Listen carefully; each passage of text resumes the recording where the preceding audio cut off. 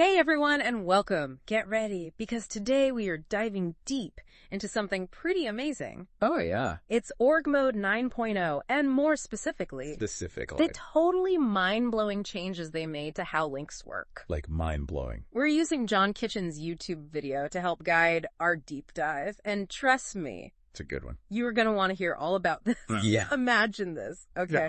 Links in your org files. Right. But they're more than just those, like, The usual. yeah, the usual blue underlined text. Yeah.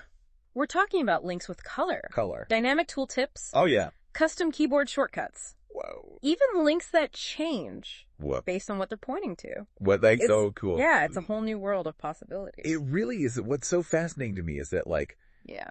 these changes completely transform how we use and think about links Totally. in org mode. Absolutely. We're moving it, like, way beyond simple navigation Yeah. to a place where links can trigger actions. Oh, They wow. provide so much information, Yeah. and they adapt to our needs. It's wild. It's like we're giving, like, our org files a whole new level of intelligence. Okay, so let's break this down a little. Okay. One of the things that really jumped out at me was Yeah.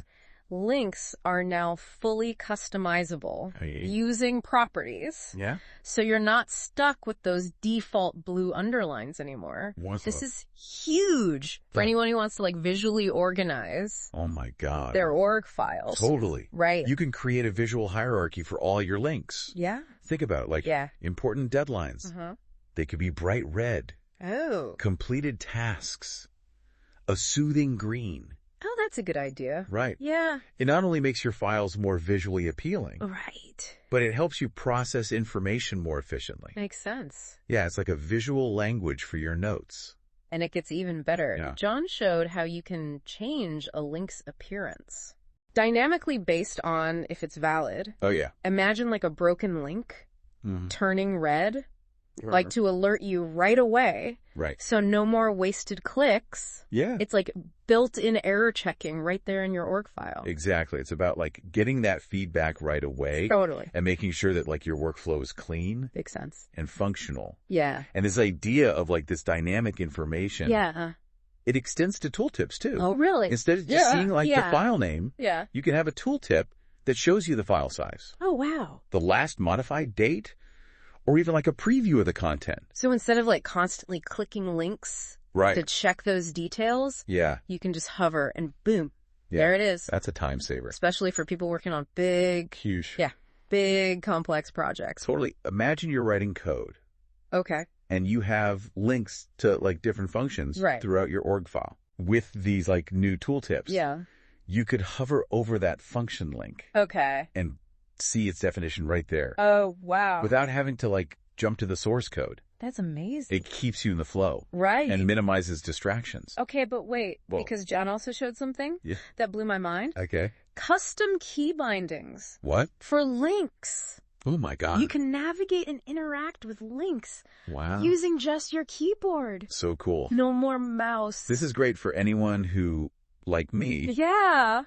likes to keep their hands on the keyboard Their as time. much as possible. Yeah. Imagine pressing, like, Control plus, Oh. right, to jump to the next link Oh, wow. in a sequence. Okay. Or using a custom key binding Yeah. to open a link in a specific app. So I could be looking at a research paper Yeah. in my org file, Uh-huh. and I could have a link to a data set. Yeah. And with a single keystroke, I could open that data set Yeah. in my statistical analysis software. It's That would change everything I know it would. for research. You can tailor those key bindings to fit your specific workflow Makes sense. and the types of links that you use all the time. This is seriously impressive. Yeah. But John wasn't done yet.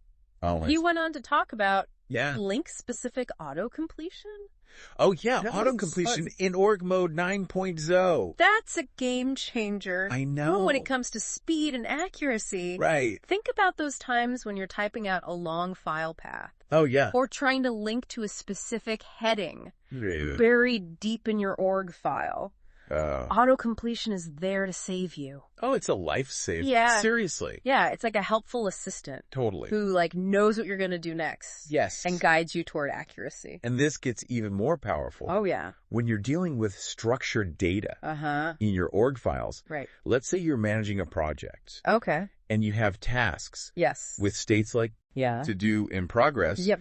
and done Yeah. when you're linking to a task. Yeah. Auto-completion will only suggest valid states. I know. So you don't accidentally enter the wrong one. Such a good feature. That's a fantastic feature. I know. For anyone who relies on structured data. Right. It's like a safety net. Yeah. That ensures the data integrity. Data integrity. It reduces errors. Right.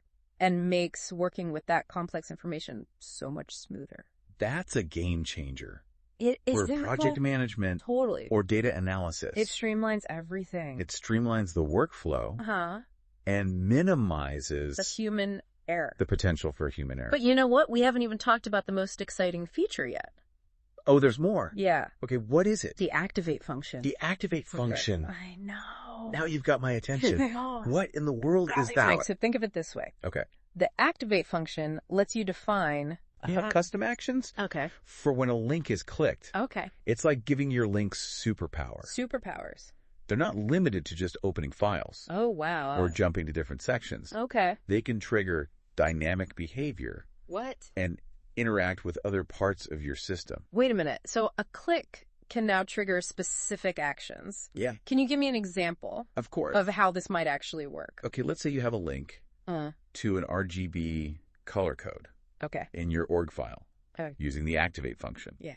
You could make it so that when you click that link, the background color of your org file changes to that specific color. Oh, wow. Pretty cool, right? That is really cool. Yeah. I can see how this could be used for like interactive dashboards. Yeah. Or even controlling external programs from my org file. You got it. That is amazing. It's all about using those links to connect and control different parts of your workflow. That's so cool. And the best part is, you're not limited to predefined actions. Oh, wow. You can decide exactly what you want that link to do.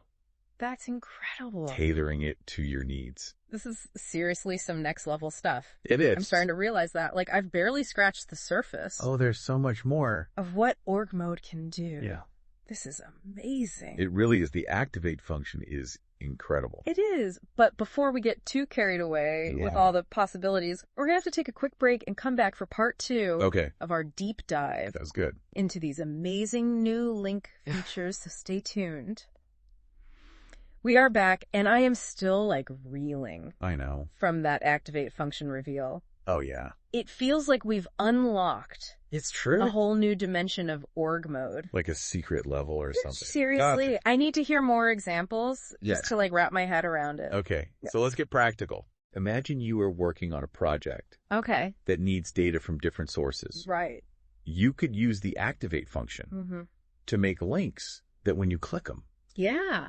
Automatically pull the relevant data. Bro. Process it, and even generate charts and graphs. No, wow. Right in your org file. So my org file becomes like an interactive dashboard. Exactly. That's insane. And it's not just for data.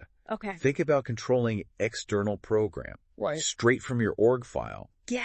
You could have links. Yeah. That trigger actions in your image editor. Okay. Your music player. Even your home automation. I know. Org mode becomes mission control. It really does. It's all about harnessing the power of the links. Right. To like connect and control your entire workflow. And you're saying I can like define exactly what the link does? Yeah. You're not limited. Wow. You can tailor it to your needs. This is amazing. The flexibility is incredible. It really is. It is. But before we go too far, I want to go back to something you mentioned. Okay. Link-specific autocompletion with structured data. Yeah. I'll be honest, that part kind of went over my head. Okay, well, this is where it gets cool. Okay. For people who use org mode for, like, big projects. Right. Or complex data. Okay. Spreadsheets. Or code. I'm listening. So imagine you're tracking a software project. Okay. You have tasks assigned to different people. Right. Each with a status. Okay. To do in progress. Yeah. Completed. Okay. When you link to a task, autocompletion suggests only the right statuses. Yeah. You're not going to accidentally assign the wrong one. That's awesome. It understands the context. So it's not just like names and headings. No, it knows what's going on. That is so smart. I know. It's super powerful for like data integrity. This is game changing. It is. It really minimizes errors. Especially for big data sets. Yeah. And it shows you how extensible org mode is. Yeah. You can really customize it. To do whatever you want. Exactly to match your workflow. It's like org mode can grow with me. It absolutely can. That's a good point, actually. What? These link features in org mode 9.0. Yeah. What do they tell us about where org mode is going? Oh, that's a great question. Yeah. I think it shows a few key trends. Okay, I like this. First, they're focused on users. What do you mean? Giving us more control. Okay. Letting us personalize it. So it's not just like adding features. No, it's about making it adaptable. That makes sense. The second trend is interactivity. Oh, like with the activate function? Exactly. Yeah. Your org files can respond to you. That's crazy. And work with other programs. It's almost like org mode is becoming a platform. It's a powerhouse. And the last trend is? Efficiency. Yeah, with the key bindings and auto-completion. All about saving time. So we can focus on the important stuff. Exactly. They want to make org mode more powerful. And efficient. Managing information. Yeah, getting things done. Absolutely. It's clear that org mode is like always evolving. Always pushing the limits.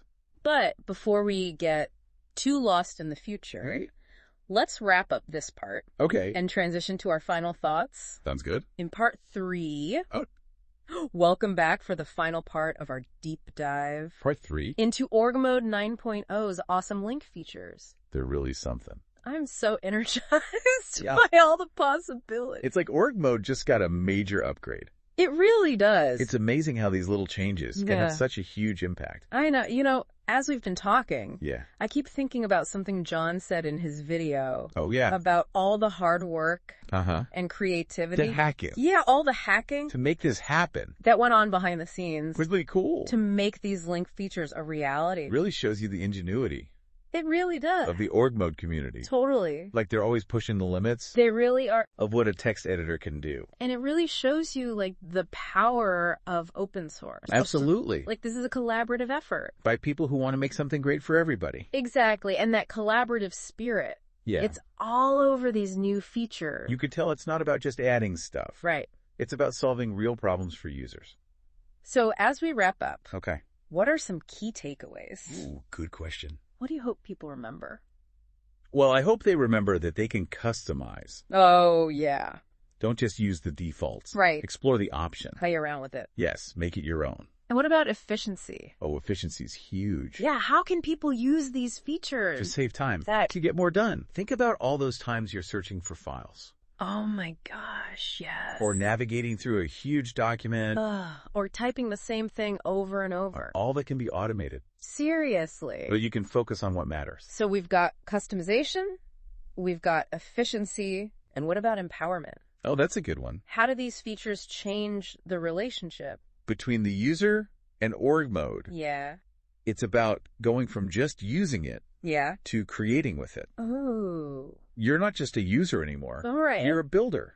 I like that. You're shaping your own world. It's about making org mode work for you. Exactly, an extension of your mind. So if someone's been on the fence about org mode, could these new link features be the thing that pushes them over? Yeah. I think so.